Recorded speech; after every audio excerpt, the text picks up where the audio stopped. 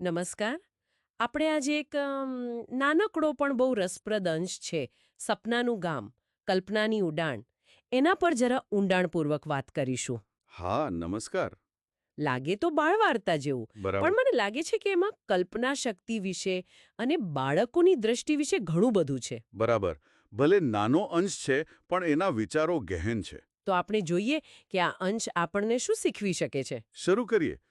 ચોક્કસ. તો વાર્તા આપણને એક એવી જગ્યાએ લઈ જાય છે, હા. જ્યાં વૃક્ષો વાતો કરે છે. ઓહ. અને નદીઓ પણ. હા, નદીઓ ગીતો ગાય છે અને બાળકો પેલું રંગીન ફુગ્ગા પકડીને આકાશમાં ઉડે છે. વાહ! આ વર્ણન જ એટલું સુંદર છે નહીં?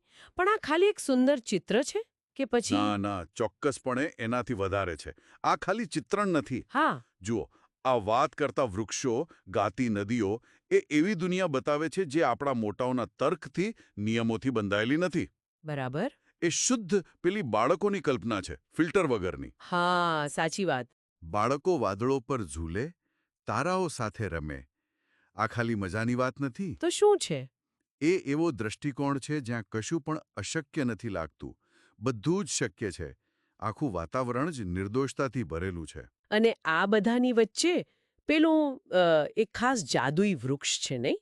ગામની બરાબર વચ્ચે. હા, બરાબર. એ કેન્દ્રમાં છે. મને લાગે છે કે એ વૃક્ષ બહુ મહત્વનું છે. કદાચ આખી વાતનો સાર ત્યાં જ છે. શું છે એના વિશે? તમારી વાત સાચી છે. એ વૃક્ષ ખાલી શોભા માટે નથી. સ્ત્રોતમાં કહ્યું છે કે બાળકો ત્યાં જાય હા. અને પોતાની ઈચ્છા કહે, અને એ ઈચ્છા પૂરી થાય છે. એટલે એકદમ જાદુઈ લાકડી જેવું. હા, પણ એનાથી થોડું વધારે ઊંડું છે. આ ખાલી જાદુ નથી. ઓકે. અહીં રસપ્રદ વાત એ છે કે આ વૃક્ષ પેલી બાળમાનસની શક્તિનું પ્રતીક છે. કઈ શક્તિ? જ્યાં વિચાર અને વાસ્તવિકતા વચ્ચે કોઈ દિવાલ નથી હોતી. જે મનમાં આવ્યું તે થઈ ગયું. વાહ. એવી એકદમ શ્રદ્ધા અને તરત પરિણામ મળે એવી દુનિયા, જે આપણે મોટા થઈએ ને એટલે ક્યાંક ખોઈ નાખીએ છીએ. આ વિચાર તો ખરેખર બહુ ઊંડો છે. એટલે કે કલ્પના ખાલી ટાઈમપાસ નથી, પણ એક તાકાત છે. હા, રચનાત્મક શક્તિ, ખાસ કરીને બાળપણમાં. એટલે જ પેલી બાળકી જે આ ગામમાં પહોંચે છે, એ આ બધું જોઈને એટલી ખુશ થઈ જાય છે, અભિભૂત થઈ જાય છે. બિલકુલ.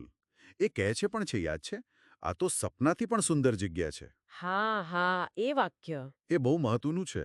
એ બતાવે છે કે શુદ્ધ કલ્પનાની તાકાત આપણી ધારણા કરતાં પણ વધારે અદ્ભુત વાસ્તવિકતા બનાવી શકે છે.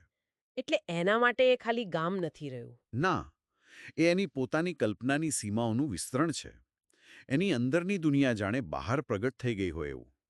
તો આટલા નાના અંશમાંથી આપણે મુખ્ય શું શીખી શકીએ? મુખ્ય બોધ શું છે? મુખ્ય સંદેશ તો પેલી બાળપણની નિર્દોષ કલ્પના છે ને, એની શક્તિ અને એની સુંદરતા વિશે છે. અમૂલ્ય શક્તિ. હા, અમૂલ્ય.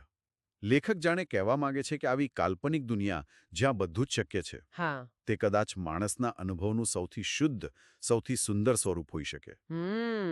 એ આપણને યાદ અપાવે છે કે કલ્પના કરવી એટલે ખાલી સપના જોવા નહીં, પણ પણ એક અલગ જ વાસ્તવિકતા બનાવવી. મતલબ કે કલ્પના ખાલી બાળકો માટે જ નથી એમ.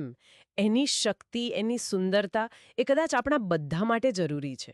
હા, અને આ વાત પરથી એક છેલ્લો પણ મહત્વનો સવાલ મનમાં આવે છે. કયો સવાલ? વિચારવા જેવો છે કે બાળપણની આવી જે કલ્પનાની દુનિયા હોય, એની યાદો, એના અનુભવો, હા, એ આપણા મોટા થયા પછીના જીવન પર, પુખ્ત જીવન પર શું અસર કરે છે? સારો પ્રશ્ન છે. અને શું પેલી નિર્દોષતા અને પેલી અમર્યાદ કલ્પના શક્તિનો થોડોક ભાગ પણ આપણે મોટા થઈને જાળવી શકીએ? અને જો